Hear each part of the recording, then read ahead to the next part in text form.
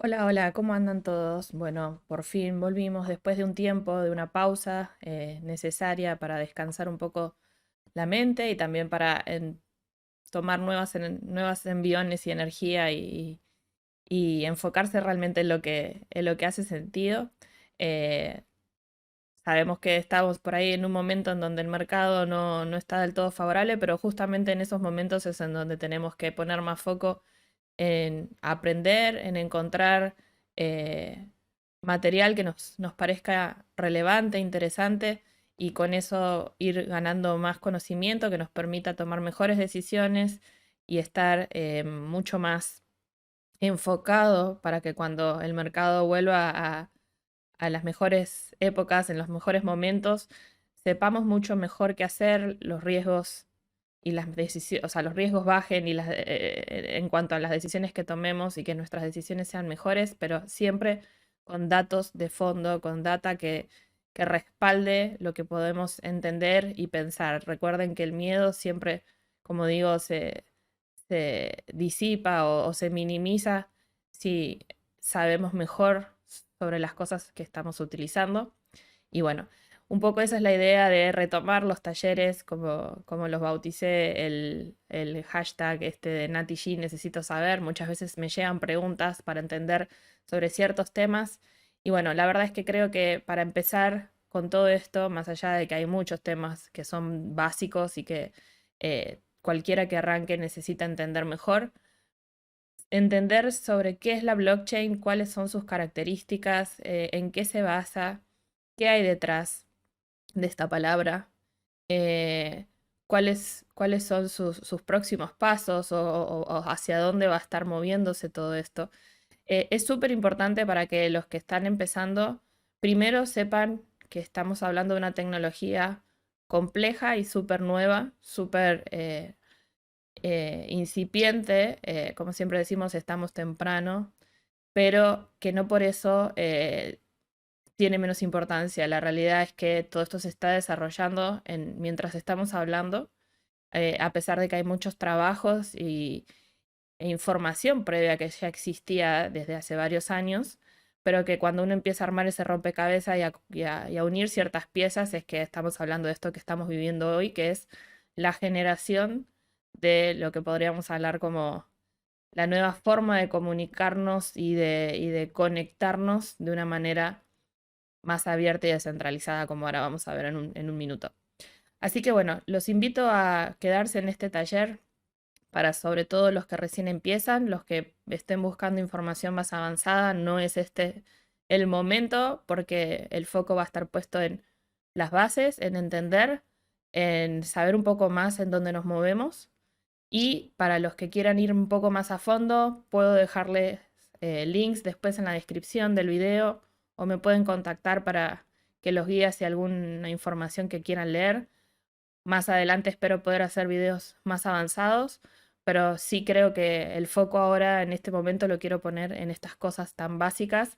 y no básicas despectivamente, sino en que realmente necesitamos entender en dónde estamos jugando y las reglas del juego para poder sacar el mejor provecho de la manera más consciente posible. Entonces, vamos a empezar. Y para empezar, vamos a primeramente entender qué es la blockchain, ¿sí? Es una palabra que la escuchamos muchas veces y hasta a veces que parece que a la fuerza la estamos queriendo imponer, aunque no siempre tal vez blockchain es la mejor solución a todos los problemas. Blockchain es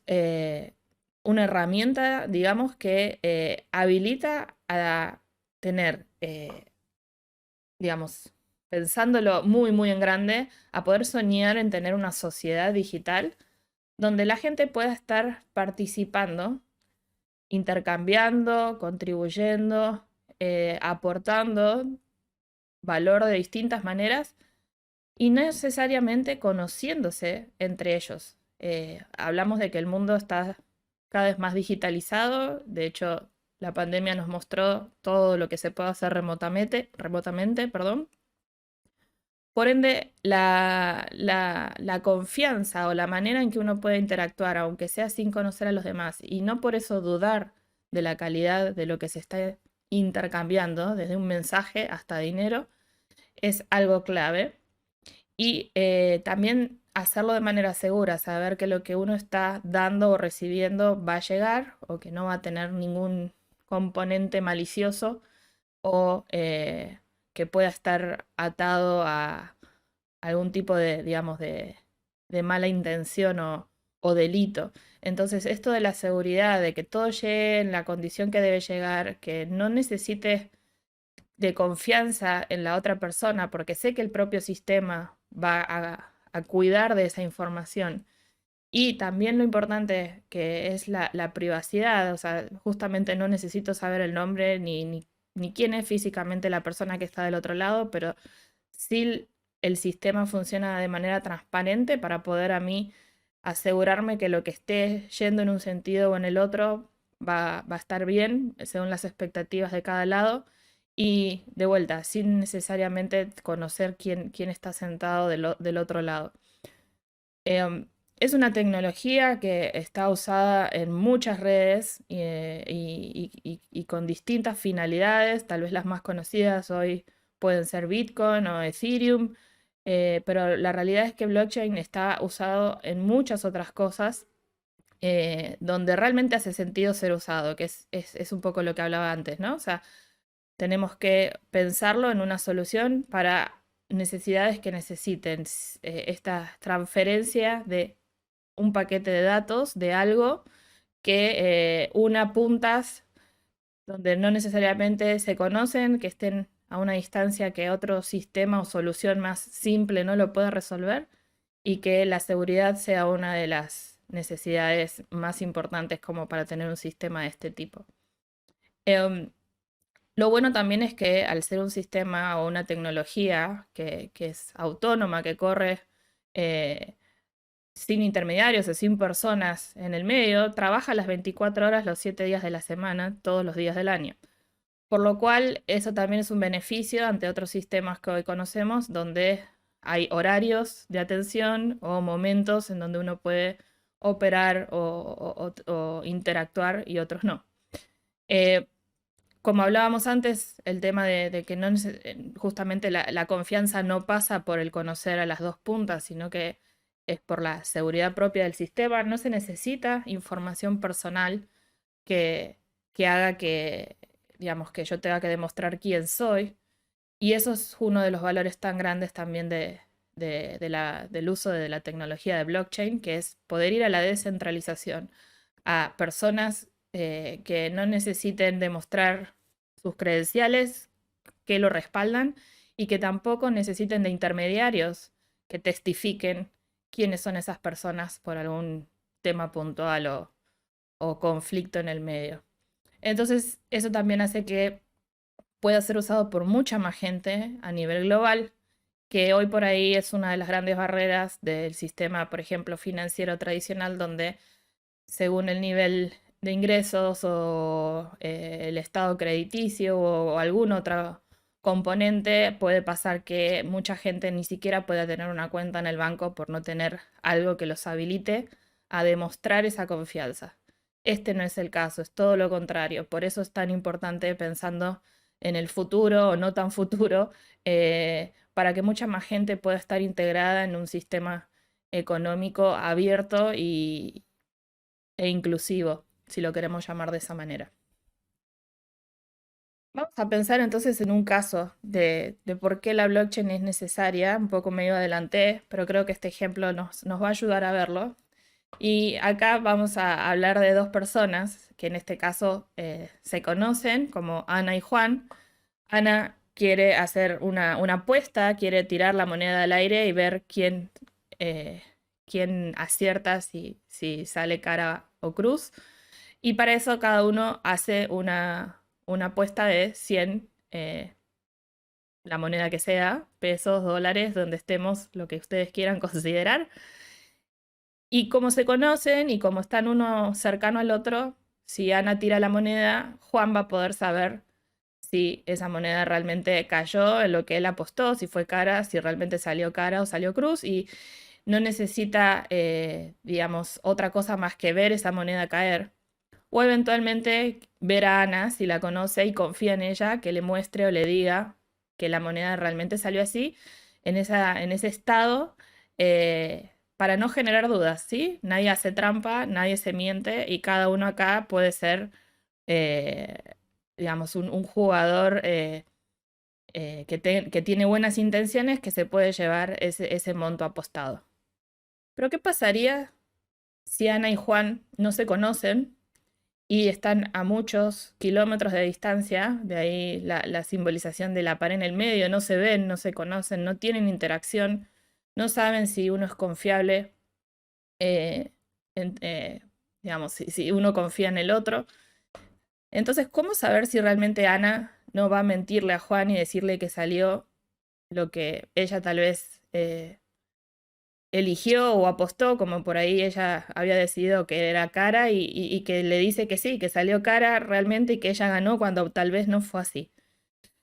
Eso necesita de un intermediario, necesita de alguien de confianza, que puede ser un amigo, una persona que esté de nexo entre los dos y les diga si realmente fue cara lo que salió. O el Estado, muchas veces, de alguna manera la autoridad que hace de nexo y testifica o verifica que esa situación fue verídica, o la justicia, ¿sí? O sea, llegando al punto de que eso se termine en conflicto y que la justicia sea el que verifique cuál fue la situación. Todo esto obviamente adhiere una capa de complejidad porque son recursos, es tiempo, es a veces esperar años digamos, situaciones costosas porque el intermediario no lo va a hacer gratuito, salvo que sea un amigo, y asumiendo que ese amigo conoce a las dos partes y que genera confianza en las dos personas, pero si fuera un extraño, obviamente va a cobrar por ese servicio. Entonces el sistema se hace lento, se hace costoso y no necesariamente ayuda a que esto, digamos, genere valor, porque de vuelta necesita que las dos personas también den su información personal para generar confianza en este intermediario que también los va a estar evaluando.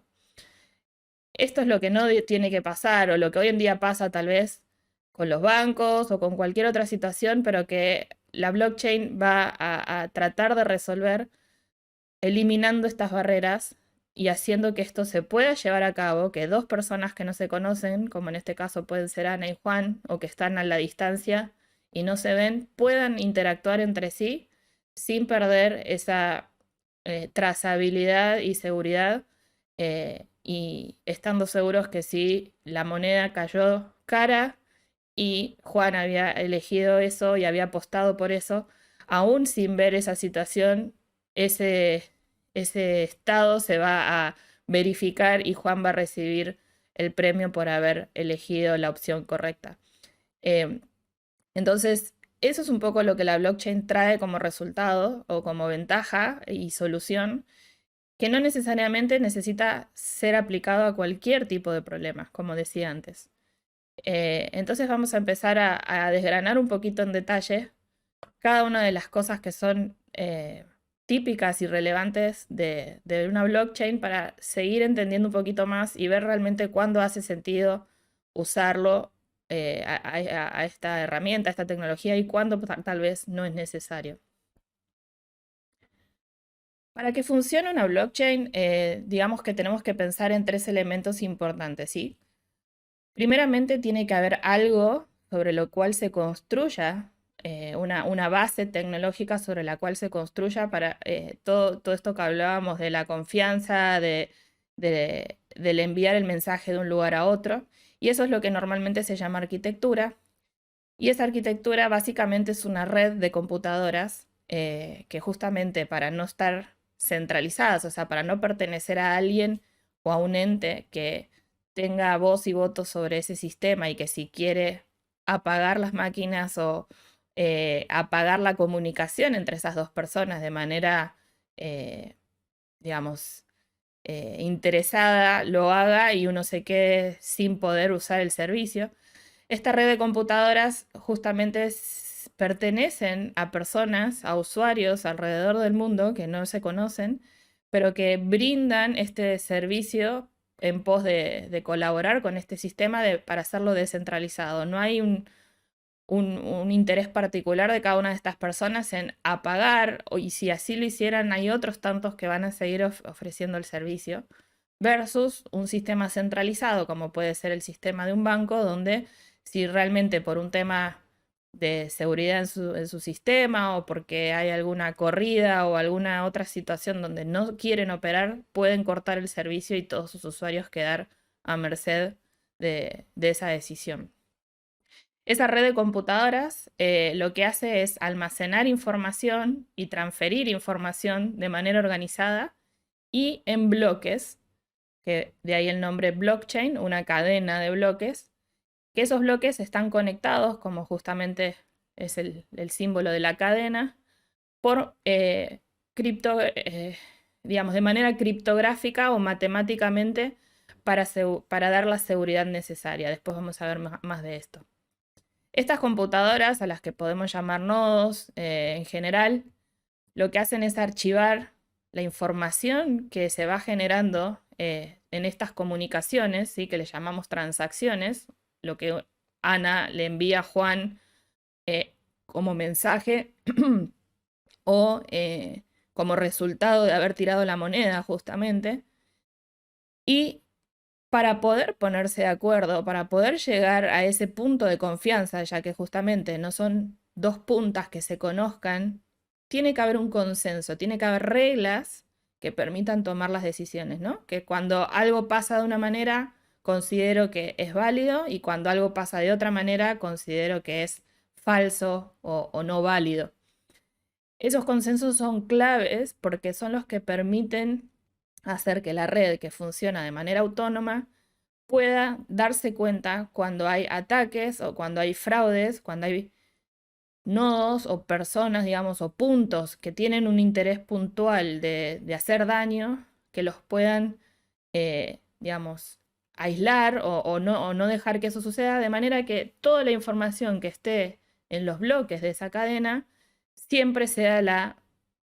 verídica, la más actual y la que realmente refleja el estado de todas esas transacciones que están sucediendo. Los usuarios entonces interactúan con esta red que tiene esta arquitectura y que tiene estas reglas o consenso a través de interfaces, ¿sí? O sea, todo lo que está pasando anteriormente ocurre en una capa que nosotros no vemos, que no estamos en contacto normalmente como usuarios, pero que sí necesitamos una puerta de entrada para poder interactuar. Si yo necesito que Ana le mande un mensaje a Juan usando la blockchain, ellos no tienen por qué saber toda la codificación que hay por debajo y cómo hacer para mandar el mensaje digamos, vía blockchain. Pero sí cuentan con interfaces que se pueden pensar como páginas web o aplicaciones o interfaces de usuario para poder operar y enviar y recibir esa información. O sea, Ana puede escribir en una página que está atada o conectada con la blockchain lo que quiere enviar y Juan va a usar una página similar en donde él se encuentre para recibir lo que Ana está enviando. Eso es importante, las interfaces son importantes y también es importante buscando la descentralización, que estén en sistemas descentralizados, ¿sí? O sea, pensemos que esto es la capa más externa que tenemos nosotros a la vista y que básicamente es muy similar a lo que es hoy el uso de Internet. Entonces, si esas páginas están también alojadas en servidores centralizados, por más que todo lo demás busque la descentralización, busque estar en computadoras que, digamos, que no pertenecen a un organismo en particular, sino al mundo, a las personas, si esos servidores sí pertenecen, los de las interfaces, a empresas, estamos en la misma situación. Si ellos bloquean ese acceso, no vamos a poder entrar a interactuar con la blockchain que está por detrás. Obviamente hay gente que sabe interactuar con la blockchain más directamente, pero pensando en los usuarios que queremos interactuar sin pensar qué pasa detrás y simplemente usarlo como una herramienta, esas interfaces son más que necesarias y por eso también es muy importante que cada vez se descentralicen más sobre donde están construidas o alojadas, que hoy por hoy realmente no hay muchos casos todavía de páginas o interfaces en servidores descentralizados. El tiempo irá haciendo que cada vez esto suceda más y que no solo los nodos descentralizados sean los que alberguen la blockchain, sino que también sean los que alberguen las interfaces, para que ahí sí el sistema 100% sea descentralizado. La blockchain tiene 5 componentes básicos que ahora los vamos a desgranar un poco más para entender cómo funciona. Sin ellos no habría una tecnología como la que estábamos hablando, y entre todos es como son los pilares o las patas que nos aseguran tener esta red descentralizada. Uno de ellos es el libro de órdenes, o en inglés ledger, que básicamente registra todas las operaciones o transacciones que están sucediendo en la red. Y una característica particular es que el registro solo permite agregar nuevos datos, pero no se pueden modificar ni se pueden eliminar. Es un libro que admite solamente ingreso de información, pero no otro tipo de interacción, lo cual hace que, o es parte de la construcción de la seguridad y de la trazabilidad de lo que está sucediendo. Y es un libro de órdenes abierto, por el cual cualquiera puede ir a ver qué está pasando línea a línea, aunque no necesariamente por eso sepa quién está operando, pero sí ver cuáles fueron esas operaciones, en qué momento se dieron y un montón de datos más que uno quiera entender o interactuar. Después está la capa de seguridad, digamos, que es la de criptografía, que justamente lo que genera es como esta especie de sistema llave candado, para hacer una analogía muy simple, donde toda la información que viaja dentro de la blockchain no es leíble a simple vista. Son de alguna manera encriptadas mediante criptografía o métodos matemáticos, y depende también la forma de criptografía usada al nivel de seguridad, pero que lo que hace es que esas transacciones puedan viajar de manera segura, ser autenticadas, o sea, las personas que interactúan firman la operación también con una firma encriptada, y pueden ser verificables justamente porque si uno tiene la llave que abre ese candado, puedo ir a ver toda la información que está dentro, pero no es fácil, o no, digamos, no debería ser fácil, y eso depende mucho de la seguridad que uno tenga sobre sus cuentas, que otras personas abran ese candado o esa información para ver qué pasa adentro. Entonces, si uno tiene la llave, sí, se puede verificar, pero la realidad es que es una forma segura de guardar o cuidar la información que está dentro de las transacciones, para que llegue de punta a punta sin ser atacado o sin verse, digamos, vulnerado o en riesgo de ataque, básicamente. Lo otro que hablábamos antes era el consenso, que es la otra parte importante. Por más que yo tenga una estructura, que es el libro de órdenes, que tenga toda una forma de seguridad, como una alarma con combinación, donde solamente va a entrar la persona que tiene el código. Si yo no tengo reglas para realmente saber cuándo algo raro está pasando dentro de la red, y que eso automáticamente salte como el sistema de alerta y frene algo que no debía estar pasando, no estaría funcionando de manera autónoma, y volvería a necesitar de un juez o una autoridad que decida si eso es válido o no. Por eso el consenso es una de las partes más importantes. Todo es importante, pero el consenso es muy importante, porque ahí es donde las partes acuerdan en finalizar, o sea, en dar por certificado que lo que sucedió es correcto, y registrar las transacciones. Una vez que esas transacciones son certificadas o verificadas, recién ahí se escriben en el libro de órdenes, ¿sí? Mientras tanto, eso está en un espacio, en una memoria, pero una vez que el consenso verifica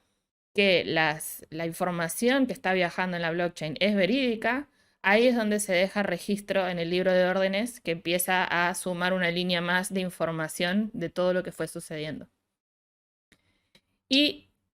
por último, otra de las partes importantes para asegurar esta red descentralizada son los contratos, que no todas las redes lo tienen. Bitcoin no tiene esta pata, no tiene contratos y vamos a ver por qué, pero Ethereum y otras redes sí lo tienen. Y básicamente son programas o una manera de programar lógica para poder, por encima de poder mandar mensajes que viajen de un punto A un punto B, o transacciones que pasen de A a B, que haya además operaciones más complejas de esos mensajes, que esos mensajes puedan hacer otras cosas en el camino, para que cuando lleguen a B tengan otro tipo de resultado o respuesta. Esos son los contratos o programas que corren a su vez por encima de la blockchain para dar un valor agregado extra, además de todo lo que es que un mensaje pueda o transacción pueda viajar de un punto a otro sin nadie en el medio y de manera segura. Vamos a ir entonces punto a punto. Una red descentralizada, y un poco ya hablamos, habla de nodos o computadoras que están en una red, que trabajan de manera autónoma, no hay nadie atrás manteniendo o haciendo nada a propósito, y que lo que brindan básicamente es un servicio que es el esfuerzo de cómputo, o sea, sus capacidad de procesar información están puestas al servicio de la comunidad, del globo, del mundo, para procesar estas transacciones que viajan por la blockchain y se comunican mediante un protocolo P2P o punto a punto, peer-to-peer, persona a persona, como lo quieran llamar, donde justamente no hay nada más que esa conexión entre computadoras, pero sin necesidad de que una persona tenga que hacer algo en el medio. Esa comunicación P2P puede tener varias estructuras diferentes. Una, por ejemplo, es digamos, la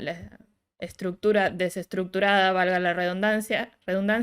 como en el caso de Bitcoin, donde tal vez es una forma, digamos, menos organizada o prolija digamos, de generar esta conexión. No hay una estructura donde una computadora tenga un vecino, digamos, o una computadora preferencial para conectarse por proximidad más rápido. Y eso puede hacer que, como Bitcoin es una red un poco más lenta y más desorganizada, pero también da más descentralización, porque justamente no hay una estructura a seguir, cualquier nodo se conecta con cualquier otro. O una estructurada que optimiza obviamente la comunicación, pero tiene en contra por ahí esto otro de que no es tan, digamos, es descentralizada, pero no tanto como la anterior. Ethereum justamente usa este formato la mayoría de las veces, algunas veces maneja digamos, la estructura desestructurada, pero en general lo hace de manera estructurada y lo hace siguiendo una distribución, una organización que se llama los hashes, Kademlia. Hashes es como una estructura, digamos, de un código de identificación, ¿sí? Que ahora después lo vamos a ver más detenidamente, donde puede organizar o identificar a los diferentes usuarios de una manera determinada y unirlos por proximidad o por forma de hacer más eficiente la, la comunicación. Yendo un poco más a punto o al fondo con la criptografía matemática, y acá es un poco donde entramos en esto de los hashes, ¿qué significan? Los hashes o estas maneras de identificar la información usan formas criptográficas que básicamente son cálculos o transformaciones matemáticas para transformar, por ejemplo, un nombre, un usuario, por ejemplo, Ana, transformar eso en números o una forma de darle otro significado que no sea leíble 100% de una primera vista y que solo un cálculo o fórmula matemática o algún tipo de algoritmo permita volver a entender que eso se traduce a la palabra Ana, para hacer un caso simple. Entonces, cada una de las operaciones o transacciones tiene una identificación que podría ser como el número de una transferencia bancaria, pero en lugar de ser un número que es algo simple de leer, si uno tiene el sistema que el banco utiliza y ese número uno entra y ve que tal persona le envía dinero a tal otra, como esto es un sistema abierto, no como el del banco que no lo puede ver cualquiera justamente, ese número se transforma en otra cosa para poder identificar esa transacción, ¿sí? Va a tener un código, que ese código solamente lo va a entender la persona que tenga las llaves para transformarlo nuevamente a la información base o a la información donde yo sé o eso se traduzca a mi número de cuenta o mi nombre. Esos hashes o esas identificaciones encriptadas son las que se generan para poder unir los bloques de datos y de esa manera esa información, digamos, no puede ser alterada luego de impactar en la red. Ahí está, perdón, mal escrito impactar. Por lo cual la conexión entre cada bloque que lleva información a su vez tiene una identificación encriptada que no es alterable por nadie, digamos, salvo que esa red se ataque directamente. Y como decía, para poder descifrar esa encriptación, hay una llave, una forma, digamos, de traducir ese mensaje en clave que solamente el que envía o el que recibe la transacción puede transformar o acceder al mensaje que está ahí adentro, ¿sí? Es como que ustedes envíen un regalo a una persona y que lleve un candado esa caja y que tanto la persona que lo envía como la que lo recibe tienen la copia de la llave que abre ese candado. Solamente de esa manera van a poder acceder adentro de esa caja y ver qué hay. Y cualquier cosa que pase en el viaje, como nadie va a tener la llave de ese candado, asumiendo que nadie rompa el candado, ahí está el tema de la seguridad extra de la red, nadie va a poder ver el contenido. Esto es lo mismo. Y hay distintos tipos de sistemas criptográficos que se usan en distintas tecnologías o redes y también van de la mano con el nivel de seguridad según el sistema criptográfico. Algunos son más complejos, pero eso necesitan más poder de cómputo y eso a veces hace que las transacciones sean más caras porque se requiere gastar más energía en procesar y traducir el mensaje por las computadoras del sistema. O que tarden más tiempo en ejecutarse porque esos candados tardan más tiempo en abrirse. Pero básicamente es importante entender qué sistema criptográfico usa cada una de las redes con las que interactuamos para poder así entender cuál es ese nivel de seguridad, cuán fácil puede ser abrir ese candado. En el caso de Bitcoin, por ejemplo, el sistema criptográfico que se utiliza es SHA-256, que es un algoritmo que transforma de una manera particular los mensajes y es uno de los sistemas más seguros que hay dentro de las blockchains. Pasando al libro de órdenes, que un poco ya lo comentamos, es un libro como si fuera un libro contable digital, que lo que hace es ir recibiendo línea a línea la información de los bloques que han sido procesados con transacciones de manera cronológica. Cada bloque va sucediendo, tiene un número y va sucediendo uno atrás de otro con una fecha y una hora de procesamiento y que agrega los datos que han sido verificados solamente para dejar registro. Solo se puede agregar, no hay forma de borrar ni modificar en ese libro, de manera que lo que queda sentado ahí queda a la vista y accesible a cualquiera a lo largo del tiempo. La estructura de este libro, del bloque y del número de transacciones por bloque, son cosas importantes que hay que tener en cuenta a la hora de diseñar una blockchain para los que están pensando en hacer una blockchain de cero, porque justamente el tamaño del bloque que guarda la información hace que pueda procesar más transacciones por bloque, pero ese bloque pese más, necesite más esfuerzo de cómputo, o sea, transacciones tal vez más costosas o que tardan más tiempo en ejecutarse. como por ahí es en el caso de Bitcoin, donde las transacciones o los bloques tardan, digamos, demoran 10 minutos versus otras redes que son en cuestiones de minutos o segundos en moverse, y eso hace que la aplicación de la blockchain sea distinto. Si uno tiene que ir a hacer un pago con Bitcoin en un comercio y tiene que esperar 10 minutos para que al comerciante le impacte el pago, obviamente no va a ser algo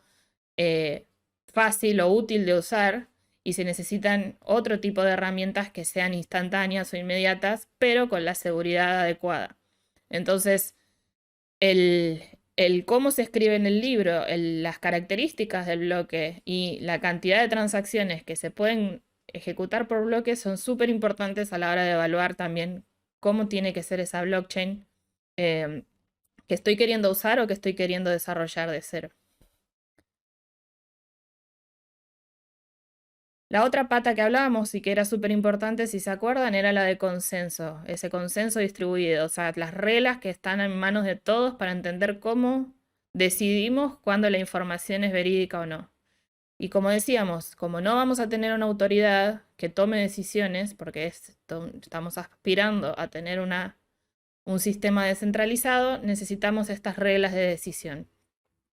Básicamente es un protocolo, ¿sí? Es como un documento que está programado y es parte digamos, de la lógica que tiene la red embebida, que valida que cada bloque en la red es la única versión válida y que además todos los nodos ven esa información válida como tal. ¿A qué voy con esto? La información que está dentro tiene que ser cierta, y además todas las transacciones que están dentro de un bloque tienen que ser la versión original, no tienen que ser copias, no tienen que ser fakes o digamos o duplicados. El bloque tiene que ser único, tiene que tener esa información de manera indudable, y todo lo que está dentro tiene que también ser verídico, tiene que ser real. No puede haber alguien que esté mintiendo y decir que yo estoy enviando una cantidad de dinero cuando no la estoy enviando, por ejemplo. Pero como esta red está compuesta por más de una computadora, a su vez todas las demás computadoras tienen que ver esa misma situación. Ese bloque lo tienen que considerar todos o la mayoría de la misma manera, ¿sí? No puede haber dudas y que uno diga, ok, yo este bloque no lo veo correcto o lo veo de otra manera. Si es así, no hay una mayoría que pueda decir que esa información que está viajando es correcta, y por ende esa operación o ese bloque no avanzará, se cancelará o se revertirá y no se dejará asentado en el libro de órdenes. Básicamente hay distintos tipos de consenso, hay consensos muy diferentes dentro de redes públicas y privadas, pero dentro de las redes que nosotros conocemos hoy día, que son públicas y abiertas, vemos consensos que están dentro de redes como Bitcoin y Ethereum hoy en día, que es el Proof of Work o prueba de trabajo, que todavía Ethereum tiene este tipo de consenso. Y tenemos también otro tipo como es el Proof of Stake o prueba de participación financiera. Básicamente en la primera, todos los nodos o computadoras, que en este caso se llaman mineros en Proof of Work, verifican la información y dejan que ese bloque se escriba en el cuaderno y hacen un trabajo físico, digamos, porque las máquinas procesan esa información completa de los bloques. A cambio, el minero se lleva una comisión por haber hecho ese trabajo. Mientras que Proof of Stake o prueba de participación, los nodos o validadores en realidad no ponen trabajo, o sea, no ponen un esfuerzo de cómputo atrás. Obviamente sus computadoras procesan, pero más que nada lo que hacen es ponen dinero, es como una apuesta, ponen dinero a asegurar la transacción. Entonces, si el validador aprueba un nodo, perdón, una transacción que no es válida, eh, digamos, parte del dinero que puso, que hay una cantidad que ponen para poder ser un nodo validador, ese dinero, digamos, va a tener una penalidad y puede perderlo. Entonces, hace bien su trabajo porque apostó o participa financieramente depositando dinero para poder ser parte de las decisiones, parte de los nodos validadores. Si hace bien su trabajo, va a tener una recompensa y va a estar su depósito a salvo. Si no hace bien su trabajo, va a tener un castigo. En el caso de los mineros, se paga por el trabajo con una comisión por el esfuerzo que ha hecho en mover esa data de un punto a otro. Y Proof of Stake es una de, digamos, es a donde Ethereum va a estar moviéndose próximamente luego de que se migre de un sistema de consenso a otro, así como otras redes que ya también están usando este sistema. No es que haya tal vez uno mejor que otro, Proof of Stake justamente como no hay tanta necesidad de cómputo atrás o de computadoras potentes que procesen mucha información, sino que es más un análisis, entre comillas, más como estadístico, después vamos a verlo mejor. Las transacciones van a poder ser más rápido, eventualmente van a ser menos costosas, justamente porque va a haber más gente que pueda poner su computadora como nodo de validación, pero pide un dinero inicial para poder ser parte de esa red de nodos. Lo cual también puede ser a veces restrictivo para algunas personas. Pero se considera tal vez que Proof of Work, justamente porque no hay esta como visión tan financiera de los nodos validadores, puede ser una manera más segura y Bitcoin va a seguir de esa manera trabajando, porque justamente solo se encargan de hacer que las cosas pasen poniendo digamos, sus máquinas a disposición para hacer este procesamiento de datos. Hay distintas formas de analizarlo, conjeturas. Sí es cierto que Proof of Stake agiliza muchísimo más las redes, permite el escalado, que es parte de lo que vamos a ver después, y tiende a descentralizar bastante, tal vez no tanto como Proof of Work, porque más allá que no cualquiera puede minar, porque hay que tener el dinero para tener el capital necesario para minar criptomonedas.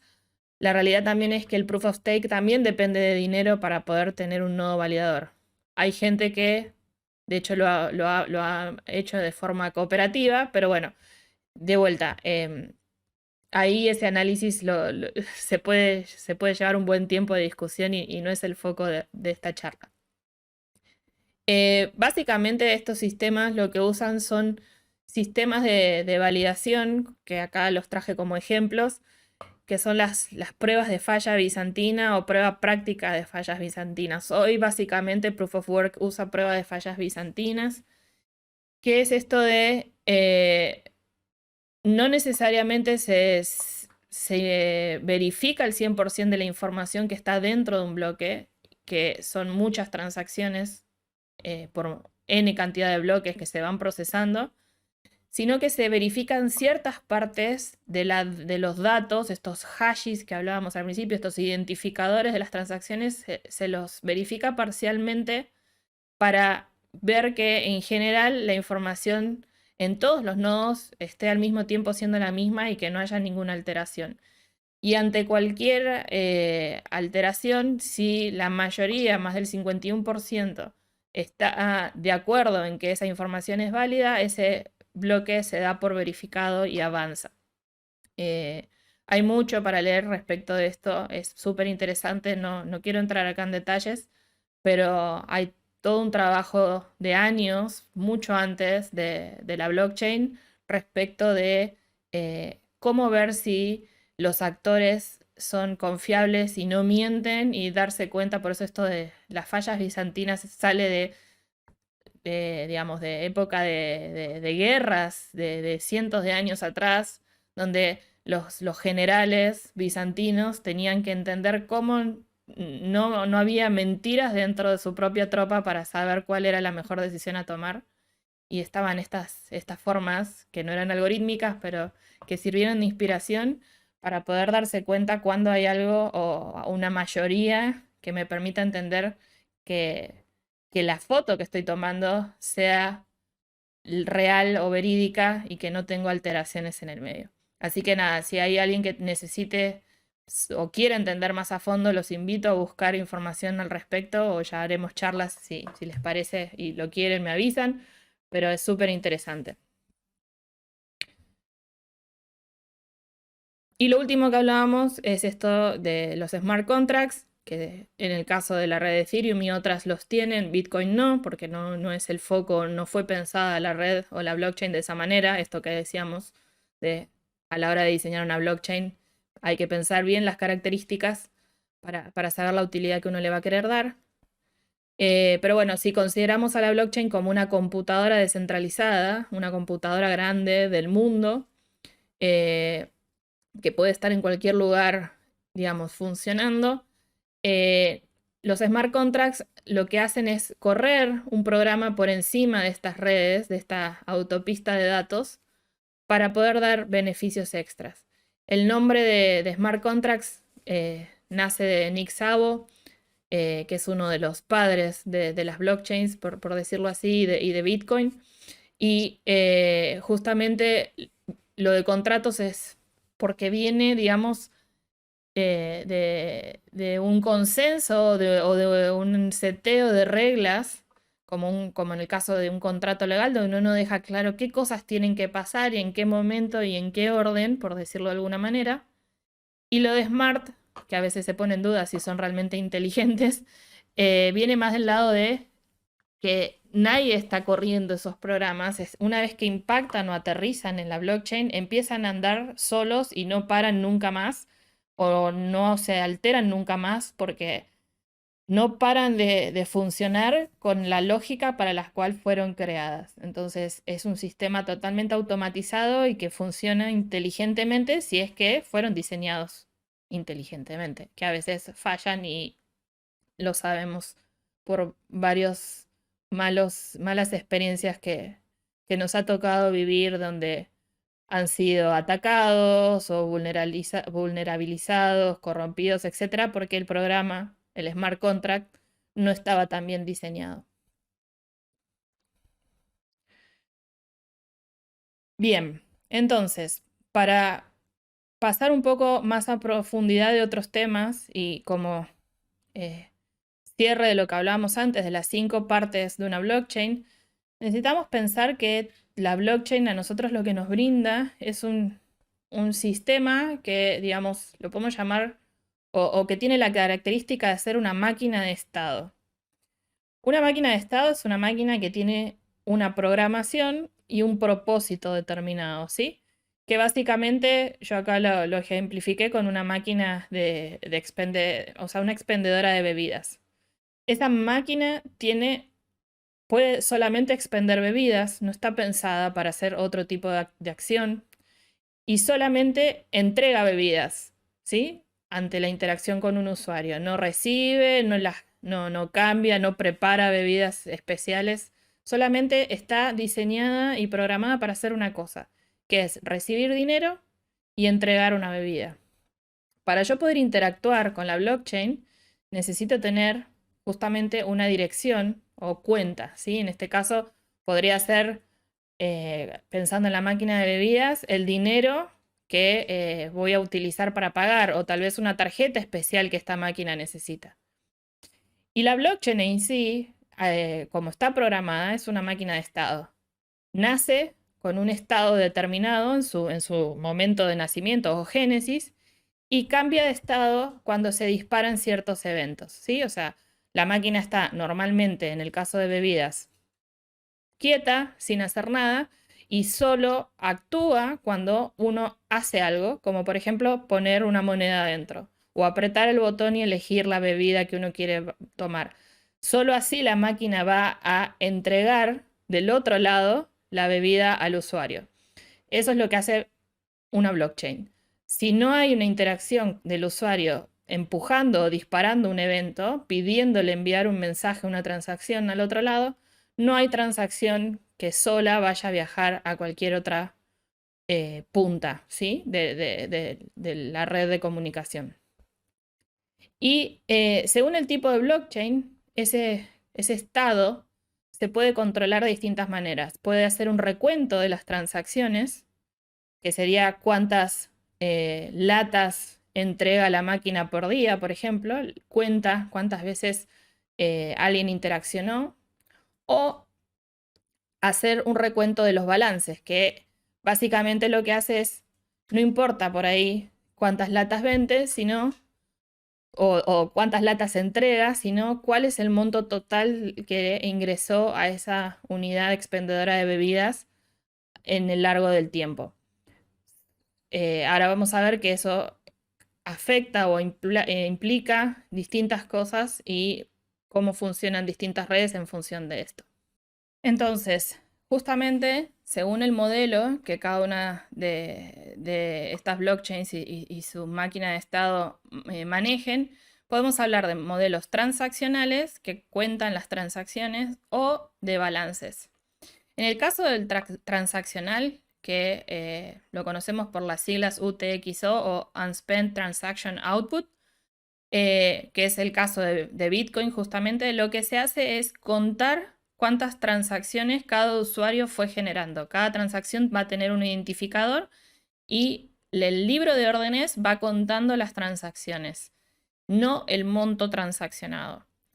¿Qué pasa? Eso es súper práctico a la hora de enviar dinero, porque es simplemente yo tengo que estar grabando qué transacción y en qué orden o día fueron hechas, pero a la hora de saber cuándo o cuánto dinero tengo en el balance de mi cuenta, lo que va a tener que hacer la blockchain es, o la interfaz que yo utilice, es procesar y ver todas las transacciones que he recibido, menos la que aún, o que he enviado, menos la transacción inicial que yo aún no gasté. Y eso, por diferencia, va a dar lo que me queda aún en mi cuenta. Entonces, eso no lo hace muy amigable a la hora de, por ejemplo, hacer operaciones financieras o interacciones más complejas, porque necesitaría estar haciendo ese cálculo cada vez que quiero saber cuánto dinero me queda para poder seguir operando. Y esos cálculos que los tendrían que procesar o se tendrían que procesar en la blockchain, son esfuerzo de cómputo y son costos.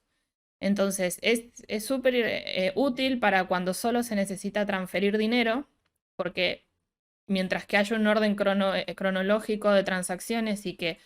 la 1 fue recibir dinero en mi cuenta, la 2 fue pagar y la 3 fue pagar, solo voy a querer saber cuánto me queda cuando yo necesite ver mi balance y hago la resta y suma de todas esas operaciones entrantes y salientes. Es súper trazable porque uno puede ver todo lo que hizo haciendo esto y también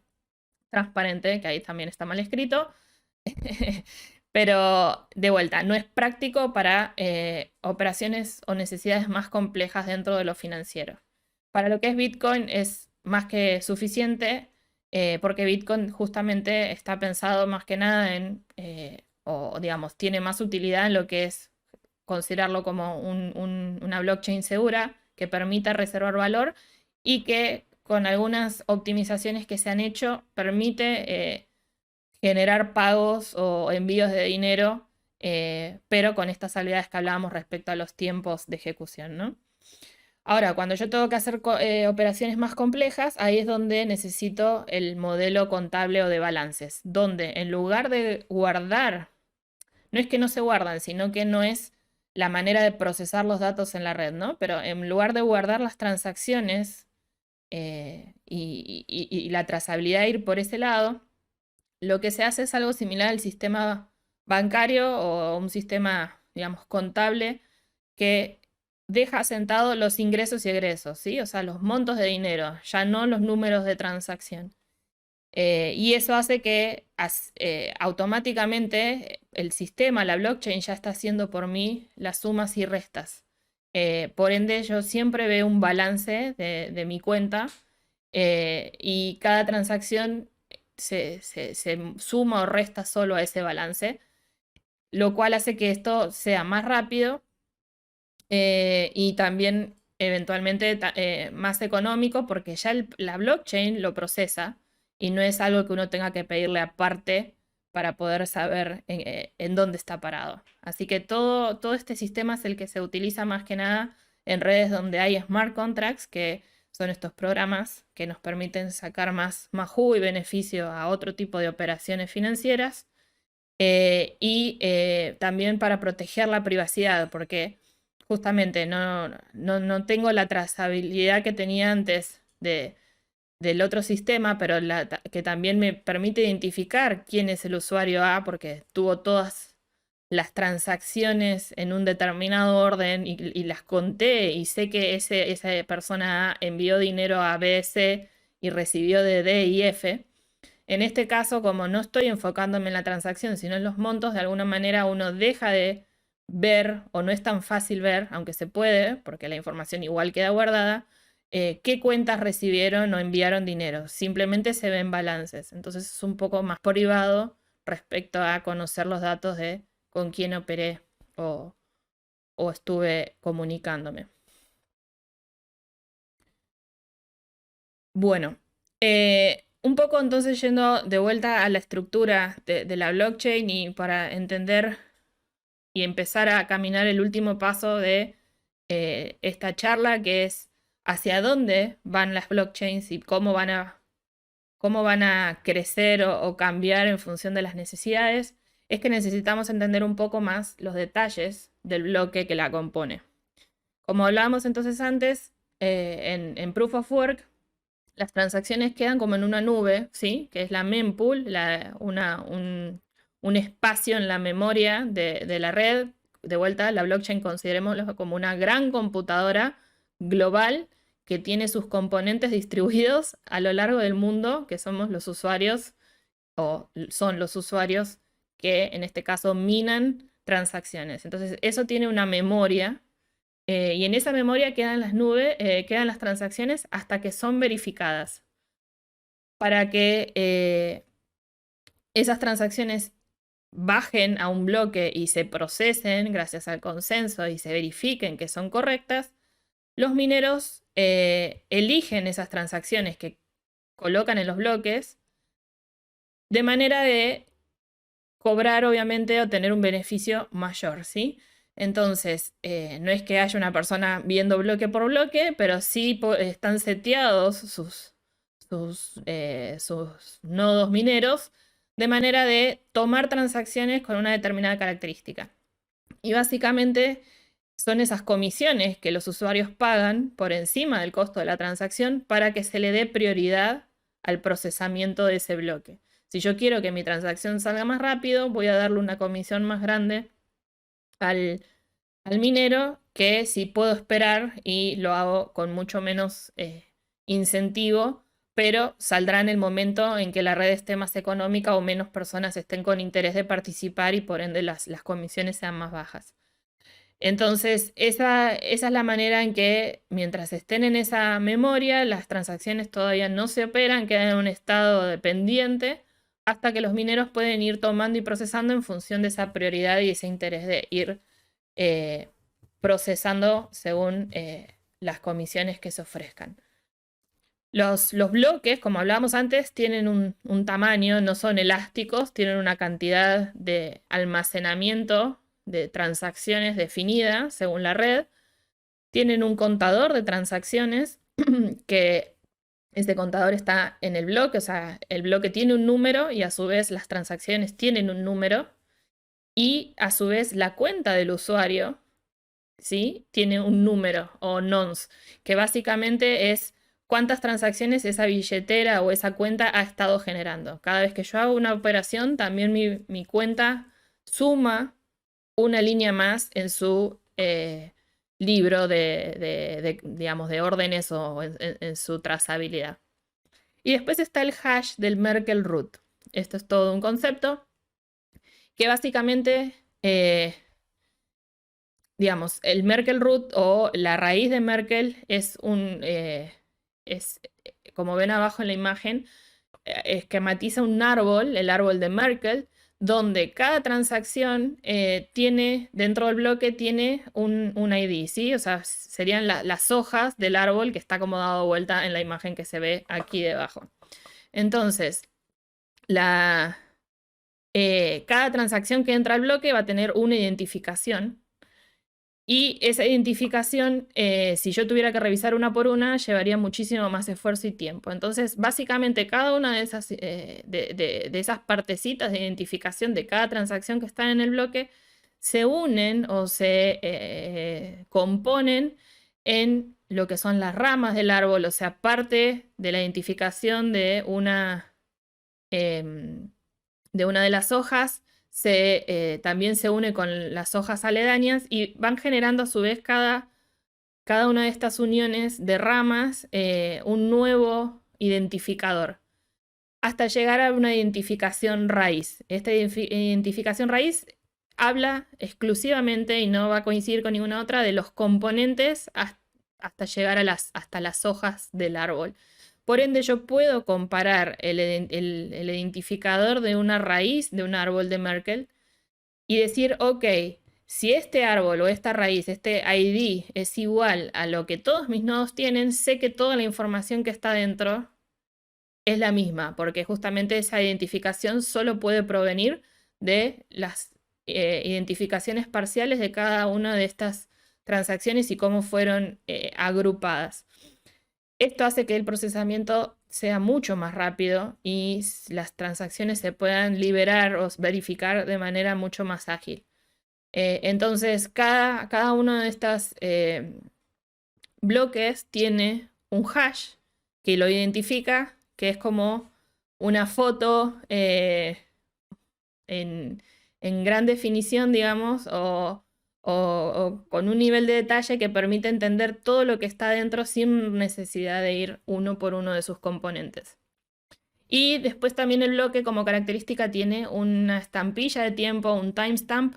que dice cuándo ese bloque y en fecha y en hora fue verificado y por ende impactó en la red, fue anotado en el libro de órdenes como algo que realmente, digamos, ya es parte de la blockchain, ya fue verificado y queda por siempre grabado en esa historia. Todo esto hace que uno pueda ir a buscar bloques en un buscador y entender todo lo que está dentro de esa caja, de ese bloque, todas las operaciones que estuvieron involucradas, cuándo sucedieron, qué cuentas fueron las que lo emitieron o a dónde fue que llegó, a qué otra cuenta llegó y mucha más información. Por lo tanto, esto es lo que genera esa condición de abierto y trazable que hablábamos al principio. Yendo un poquito solo más a fondo de los smart contracts que hablábamos que eran programas y solo para entender cómo están compuestos, estos smart contracts están programados en un lenguaje específico, digamos, depende también mucho de la red, que se lo llama lenguaje de alto nivel, y no voy a entrar en detalles de cuáles son los de alto y los de bajo nivel, pero no soy tampoco programadora, así que no puedo hablar mucho al respecto, pero sí son lenguajes que, digamos, tienen una riqueza muy importante, pero que tampoco necesitan definir detalles o programación muy excesiva. Un ejemplo de este tipo de lenguaje es justamente Solidity, Viper es otro y hay muchos más. Y que son lenguajes que tienen la característica de llamarse o estar dentro de la categoría de los Turing completos. Los lenguajes de Turing son los que permiten hacer cómputos dentro, como la computadora de Turing, que también, si no saben quién es Turing, los invito a buscar, porque es el padre de toda la criptografía y donde hoy llegamos seguramente, entre otras cosas, a la blockchain. Pero son programas que tienen, digamos, como parte de su lenguaje el poder hacer cálculos matemáticos o cómputos, que justamente es esto que sirve y por eso se usa el tener balances en redes como Ethereum, porque gracias a que yo puedo hacer sumas, restas y otro tipo de cálculos, puedo hacer operaciones más complejas. A diferencia, por ejemplo, de Scrypt, que es el lenguaje que usa Bitcoin, que es incompleto, es Turing incompleto, no tiene la posibilidad de hacer cómputos, por eso es que usa el sistema de cálculo o gestión de transacciones y después hace todo ese procesado de restas y sumas de las transacciones para entender el balance, ¿sí? Por eso es que Bitcoin no puede por sí solo, la blockchain Bitcoin por sí solo, tener otro tipo de usos más complejos, más que el envío o transferencia de dinero, de BTCs, porque no tiene la blockchain pensada para eso, no fue diseñada de esa manera y no puede tener smart contracts porque el lenguaje con el cual se ha programado no tiene la forma de hacer cálculos complejos que permitan otro tipo de algoritmos y interacciones financieras, ¿sí? Sí se pueden hacer adaptaciones o extensiones que no están en la red nativa de Bitcoin, por ende muchos digamos, no están de acuerdo con eso porque se considera que se pierde seguridad o se pierde la idea base de la red de la blockchain Bitcoin, pero que es la única manera en que uno puede darle un valor extra a su token que no sea simplemente la transferencia. En el caso de la red de Ethereum, para poder correr estos programas, digamos, en todas las máquinas al mismo tiempo, se necesita tener como una máquina virtual por encima de la blockchain. O sea, la blockchain simplemente y las computadoras que están funcionando como nodos aseguran la comunicación y la transferencia, pero por encima se necesita tener como una máquina que procese la programación y estos cálculos complejos. Y esa máquina virtual, que es como que está instalada por encima de la capa cero o la capa base de la blockchain en sí misma, en el caso de Ethereum es la que se llama Ethereum Virtual Machine o EVM. Esa máquina es la que se encarga o esa capa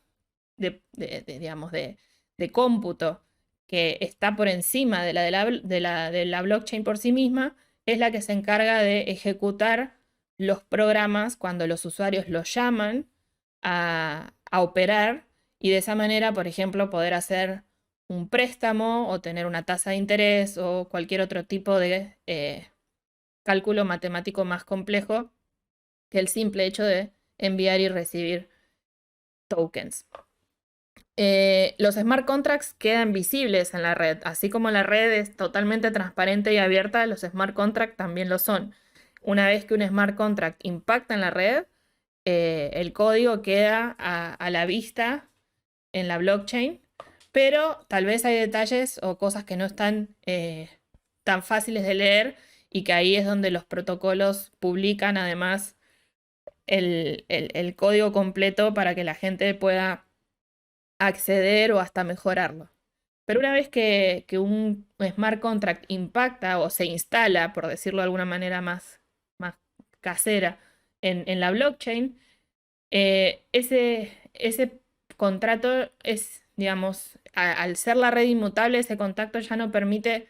más cambios. Como yo no puedo sacar nada de la blockchain una vez que entró, el contrato que aterriza en una blockchain tampoco puede ser removido o ser cambiado. Por ende, si hay errores, no es tan fácil arreglarlo. Generalmente requieren de versiones nuevas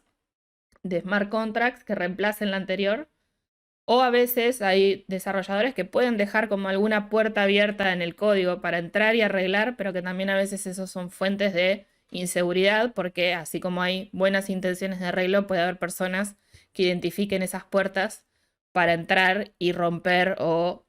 corromper alguno de estos smart contracts. Y una vez que tenemos los programas y tenemos una red, obviamente necesitamos los tokens, necesitamos el vehículo que pase o viaje ese mensaje, digamos que vaya de un lado a otro, si no, no tendría sentido tener una blockchain.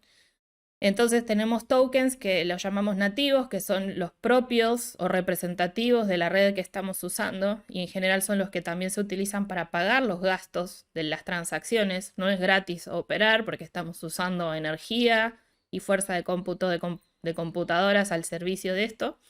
Entonces, estos tokens nos permiten pagar esos gastos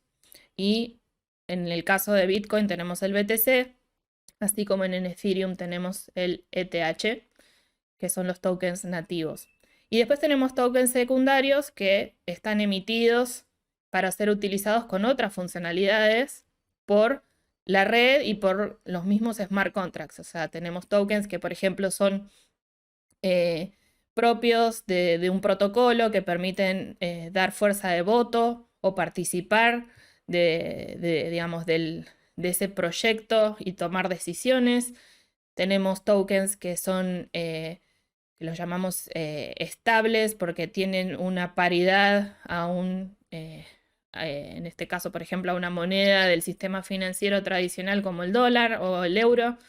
Hay muchos tipos de tokens que cada uno tiene una utilidad diferente dentro de esos smart contracts. En el caso de Bitcoin no hay un token secundario porque de vuelta la red no tiene smart contracts y no están pensados para mover otro tipo de cosas que no sea el propio BTC. Y esos tokens no es que se crean al azar y de cualquier manera, sino que están estandarizados, tienen un contrato, un smart contract muy simple que los define, que los genera y que tiene o especifica una serie de atributos o parámetros que son estándares para que nazcan, digamos, y funcionen con el pie derecho o con las propiedades correctas. Entonces, por ejemplo, dentro de la red de Ethereum, los tokens que son fungibles, o sea, que pueden ser intercambiados y tienen un valor conocido de dinero, como pueden ser estos tokens estables que tienen paridad 1 a 1 con el dólar, tienen un estándar y es el ERC20 de Ethereum, ERC20, que los hace nacer con ciertas características, mientras que hay otros, por ejemplo, como el ERC721, que son tokens no fungibles, o sea, no hay un valor asignado, sino que el mismo usuario o red le genera un valor, pero no hay algo que lo permita intercambiar o hacer trueque por algo que tenga un precio conocido, que se los conoce más normalmente como los NFTs, los Non-Fungible Tokens, que justamente están usados, por ejemplo, en el caso de representar piezas artísticas u otros elementos que no tienen un valor por sí solo hasta que se le asigne un valor por el valor o la rareza que esos tokens tienen. También hay otro que es el RC1155, que eso se utiliza ese estándar para índices multi-tokens, o sea, grupos de tokens que a su vez pasan a tener un valor, es como un set de tokens que pasan a tener un valor particular por la composición específica que tienen. Y entrando entonces a la última parte, que es, ok, tenemos una blockchain que sabemos cómo funciona, cuáles son sus componentes básicos y qué cosas son las que hay que considerar. Una de las preguntas que más, digamos, da vueltas o que hay que entender también es, si yo quiero, y esto aplica a todo, a no solo a una blockchain, también a un negocio o a cualquier otro sistema que uno piense a futuro, es qué cosas tengo que tener para asegurar que ese sistema, esa tecnología que estoy usando sea sustentable, que sea algo que perdure en el tiempo y que esté y que cumpla con las características para las cuales fue diseñada. Entonces, la blockchain, cuando uno defina una nueva o elija cuál usar, tiene ciertas características que acá están representadas en el famoso trilema, que es para que esto pueda crecer y para que esto siga avanzando en el camino para el cual fue diseñado y correcto, se tienen que dar tres cosas y muchas veces las tres juntas no se pueden dar o tienen un costo o hay que hacer como se dice, un trade-off, o sea, dejar cosas de lado para darle más prioridad a otras, de manera de que esto se pueda seguir desarrollando. Sabemos, y una de las cosas que es prioridad en las blockchains es la descentralización, porque justamente es lo que este sistema plantea para reemplazar el sistema que hoy conocemos, ¿no? Que es no necesitar confiar en otra persona o en un tercero para poder transaccionar, para poder comunicarme y usar de esa manera computadoras autónomas alrededor del mundo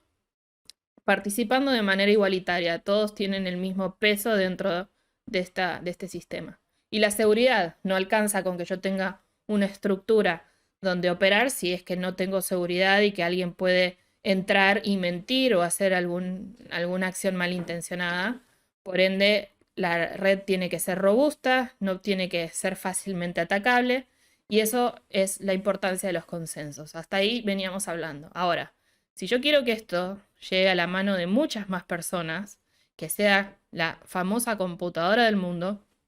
tiene que poder procesar una cantidad enorme de transacciones en el menor tiempo posible y al menor costo posible, porque si yo necesito esperar para poder pagar algo, como decíamos antes, 10 minutos, o tengo que pagar comisiones altísimas para poder procesar más rápido, igualmente va a seguir quedándose gente afuera del sistema financiero o del sistema de transacciones que estamos planteando, y no resolveríamos nada de lo que hoy es una de las grandes barreras de inclusión en el mundo de la población a muchos de los sistemas, no solo financieros, sino también de información. Entonces la escalabilidad se vuelve clave, pero para poder tener escalabilidad hay que tal vez perder un poco de las otras dos patas. Si yo quiero crecer rápido y grande, tal vez necesite no ser tan descentralizado porque voy a necesitar de fuerza o de más computadoras que no son tal vez de usuarios, sino de algunas redes o compañías, o la seguridad la voy a tener que dejar de lado porque no voy a poder procesar tanta cantidad de bloques tan a profundidad y los voy a tener que ver más por encima y eso puede traer algún problema de seguridad. Entonces, acá está este tema de cómo encontrar el mejor balance tal que las redes puedan ser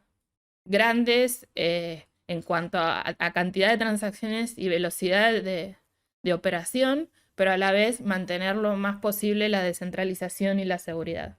Y ahí vienen las diferentes formas en que se está trabajando, porque hoy ya sabemos que, como por ejemplo en la red de Ethereum, operar se vuelve muy caro o casi prohibitivo para mucha gente, justamente por esto de que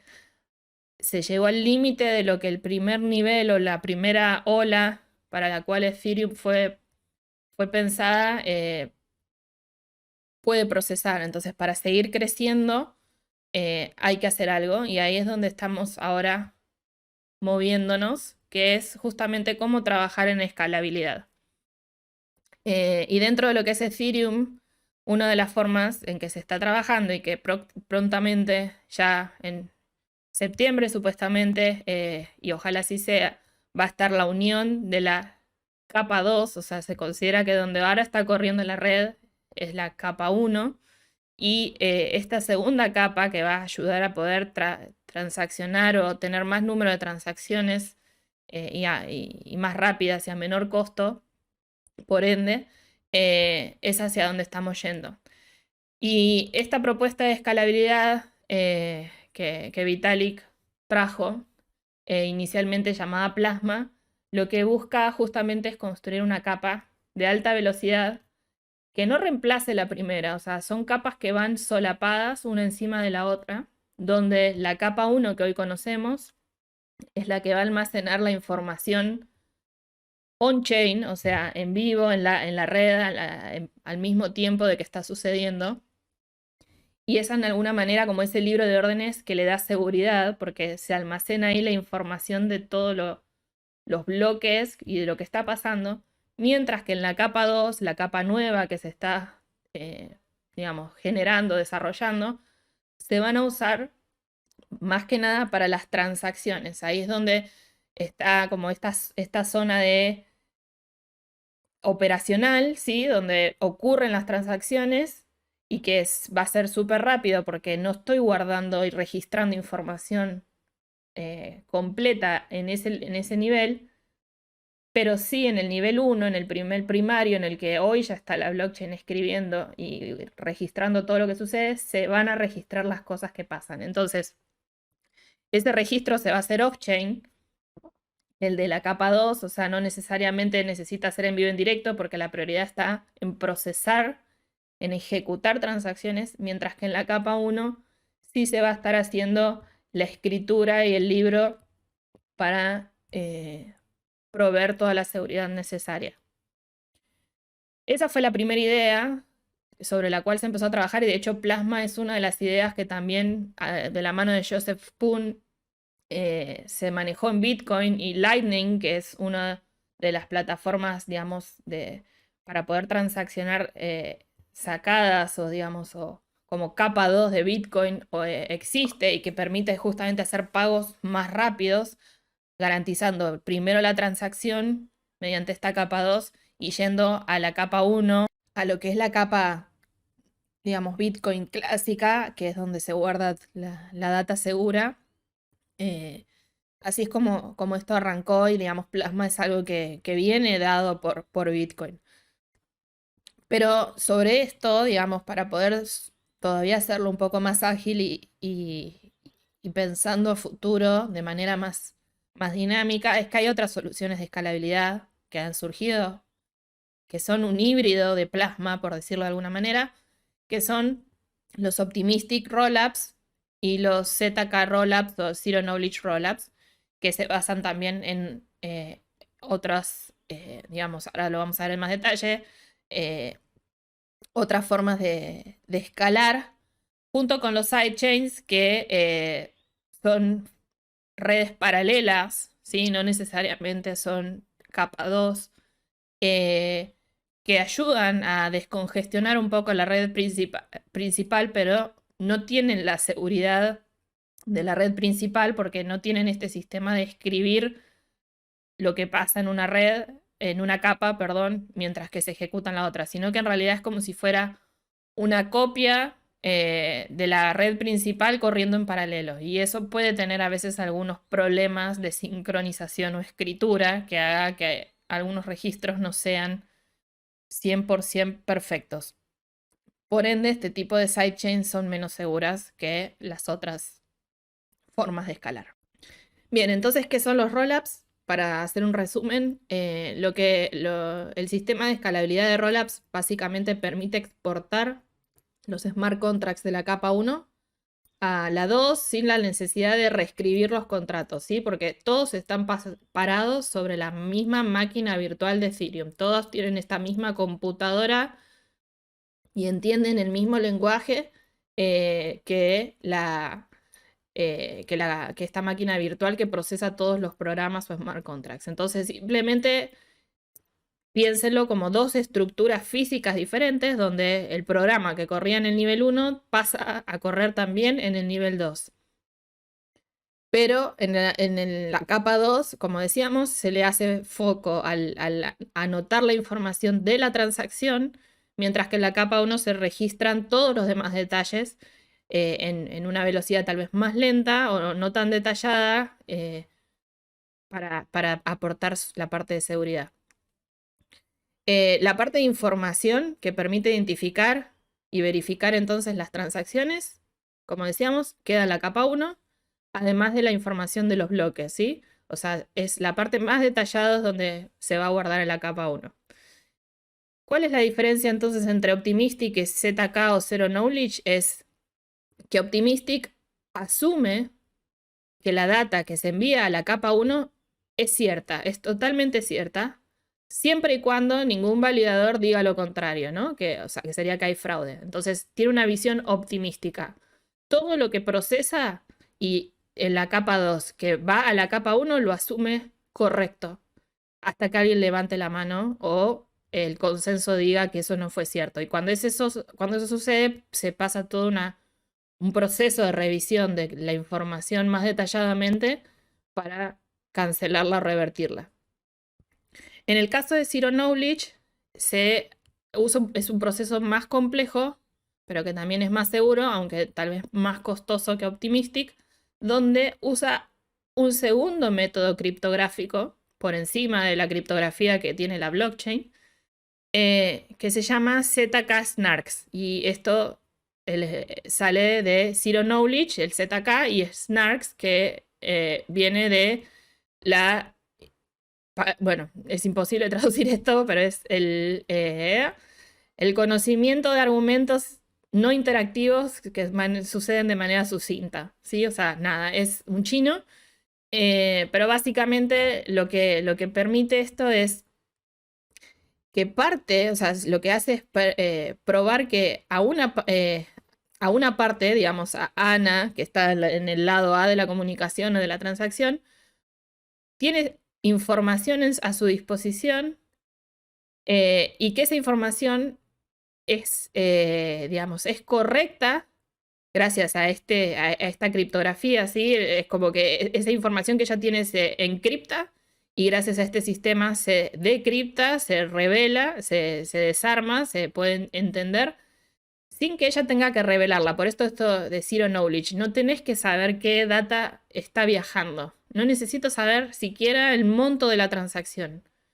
Pero ese encriptado hace que esa información no pueda ser cambiada y por ende no es que yo tengo, como en el caso optimístico, considerar que es válida hasta que pase lo contrario. En este caso es así como la persona genera la información, se encripta y no hay forma, digamos, de que se haga fraudulenta o se tergiverse el contenido de ese mensaje. Entonces,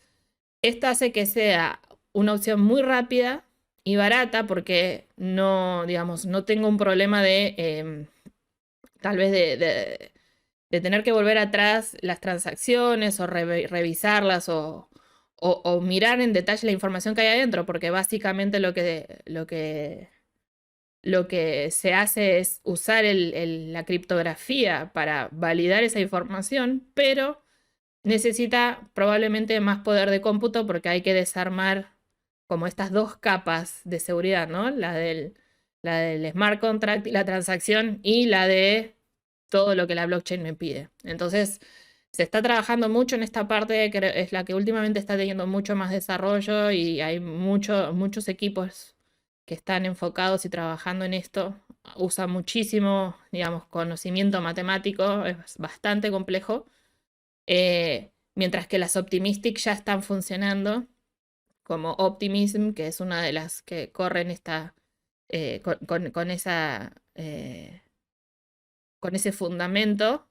Pero bueno, creo que todo lo que viene de la mano de Zero Knowledge es lo que más va a estar creciendo hasta que aparezcan otras formas de ir resolviendo estas necesidades. Y una de las últimas cosas que quiero traer y que es importante también considerar a la hora también de elegir las blockchains y de pensar en cómo ayudar a desarrollar blockchains, que no necesariamente todo va por el lado de generar solamente smart contracts que la gente interactúe, porque está toda esta parte de infraestructura o infra que es necesaria, es la interoperabilidad. Como decíamos, si yo tengo redes que tienen una característica determinada, un tamaño de bloque determinado o un lenguaje de programación si tienen smart contracts o una máquina virtual determinada, pero entre esas redes no se comparten las estructuras, las arquitecturas, los consensos o las máquinas virtuales, no hay manera de que yo pueda, siendo Ana, enviar un mensaje o una transacción a Juan que está usando una red diferente. Entonces, una de las cosas que va ligada a la escalabilidad, que es tener más transacciones posibles en menos tiempo y más eficientemente, también es la interoperabilidad, que no importa en qué red yo esté, para poder comunicarme con otros. Y es un poco la analogía a los comienzos de Internet. Al principio uno tenía que saber en qué servidor estaban las páginas web que yo quería interactuar para tipear esa dirección y entrar, hasta que aparecieron los Google o los demás, digamos, servicios que permitieron unir los distintos servidores, unir las distintas redes y que simplemente el usuario tenga que tipear o saber muy poco de dónde tener que ir a buscar las cosas para poder usarlas. Entonces, es importantísimo que estos sistemas se desarrollen cada vez más para que justamente la gente se sienta más apta o le sea más fácil conectar y usar. Y para eso hay que trabajar o se está trabajando en distintos tipos de soluciones, ¿no? Uno son los puentes que conocemos mucho ya o los chain bridge, que lo que hacen es justamente poder cruzar tokens de una red a otra, y lo que hacen los puentes básicamente es quedarse o quemar los tokens que salen de una red, que salen de un libro de órdenes, porque si yo tuviera tokens que quedan en un costado de una red para saltar a la otra y no los hago desaparecer del balance, se estaría duplicando dinero. Entonces, para saltar de un lugar a otro es como que los tengo que destruir del lugar que dejan, y los tengo que crear en el lugar donde aterrizan para que el balance cierre y que no aparezca o desaparezca dinero de la nada. Y eso hacen los puentes o los chain bridge, que no solo nos conectan, sino que además hacen este bloqueo y generación de dinero, y obviamente cobran un servicio por eso. Hay otras maneras también, que son los atomic swaps, que básicamente lo que en estos casos sucede es que se generan, y lo que pasa, por ejemplo, a veces cuando uno utiliza la red en Bitcoin, la clásica, y salta a la red Lightning, que es esta segunda capa, que básicamente se generan direcciones o addresses, digamos, específicos por fuera de la dirección de la cuenta del usuario, donde se comunican entre esas direcciones, que son de distintas redes, y se mantienen al tanto de el cruce de dinero que está pasando, que como no pueden hacerlo por sus cuentas, digamos, nativas o iniciales, porque hablan en lenguajes distintos o están en distintas redes, se generan como estas otras cuentas de apoyo para poder hacer este tipo de swaps, porque en realidad es como un intercambio. Yo paso o le presto de una persona a la otra y sé que esa dirección se conectó con esa otra, y que por ende digamos, queda una trazabilidad perfecta de lo sucedido, mientras que en un bridge yo, digamos, una vez que salto de una red a la otra, es como que mi, mi token viajó en una nube, en un limbo, y aterriza en otro lugar que no necesariamente tiene el mismo número de cuenta, o sea, se pierde un poco la trazabilidad. En este caso se mantiene, pero son como estos intercambios atómicos o muy específicos, que ocurren entre dos usuarios gracias a esta dirección que se genera momentáneamente para eso. Y después están los chain hubs, o como los nodos de interconexión de algunas redes, que básicamente, como en los aeropuertos están esos hubs o centros donde los aviones llegan y de ahí se autodistribuyen en el resto del área o país donde operan. Acá se habla de centros, digamos, donde algunas redes aterrizan o conectan, y que desde ahí esos tokens luego pueden viajar dentro de sus redes a lugares más recónditos. Esa estructura de hubs o de nodos que centralizan están, por ejemplo, presentes en redes como Cosmos, Polkadot o Avalanche, y permite conectar estas redes que tienen una estructura particular, un consenso particular, o hasta lenguajes en sus smart contracts especiales, con otras redes que no lo son, como las EVM de Ethereum. Entonces, todo esto que es parte, digamos, también de la infraestructura, es uno de los puntos claves a la hora de crecer y seguir pensando en redes cada vez más globales. Bueno, no quiero aburrirlos más, creo que fuimos bastante profundo y entendimos bastante mejor sobre qué es la blockchain, por qué es importante, qué cosas son características y hay que entender mejor y prestar atención, y hacia dónde se están moviendo y evolucionando para poder seguir funcionando y buscando nuevos horizontes. Cualquier consulta, comentario o pedido que tengan para hacer, me pueden contactar en cualquiera de mis redes. Voy a estar ahí para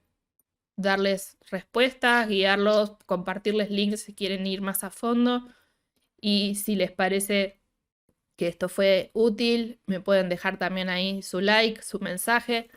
La idea es seguir trabajando con más básicos, así que también los escucho para ver de qué otros temas les gustaría seguir hablando. Me pueden escribir a Twitter o también pueden seguir mis artículos en Medium,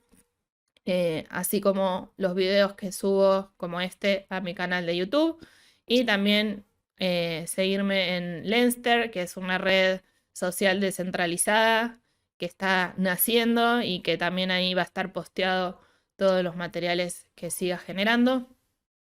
Así que bueno, les agradezco muchísimo el tiempo, espero que haya sido útil y nos vemos en un próximo taller de Nati G Necesito Saber. Gracias.